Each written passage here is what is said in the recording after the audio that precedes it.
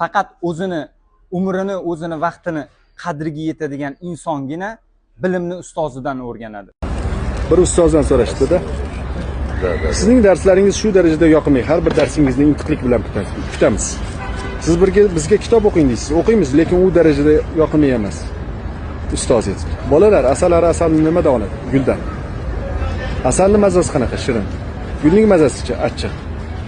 Bolalar, xuddi ustoz ham asallarga o'xshaydi. U ham ko'p achchiq manbalardan foydalanadi. Sizga tayyor asalini beradi. Men 8 yillik tajribaga ega bo'lgan argonshik svarshikman. O'zbekistonda bizga o'xshaganlar juda ham ko'p. Men va mening sherigim Rinat aka ikkalamiz shu o'quv markazimizda sizlarga bilim ulashamiz. Rinat akam 15 yillik tajribaga, men esa 8 yillik tajribaga ega bo'lib, sizlarga o'sha uzoq vaqtda to'plagan bilimimizni qisqa vaqtda sizga bera olamiz. Ya'ni bir oyda siz bizning o'quv kurslarimizda mutaxassis bo'lib yetishib chiqib, Yevropaga yoki Rossiyaga, xullas xohlagan davlatingizga borib, argonshik svarshik bo'lib ishlashingiz mumkin. Bugungi kunda argonshiklar $1000 dan yuqori bo'lgan oylikni Yevropa davlatlarida, Rossiyada olishyapti.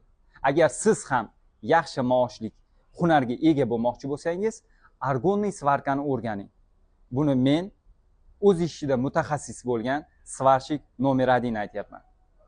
Kanalimizga obuna bo'linglar, kommentariyalarni kutib qolaman. Joninglar sog' bo'lsin.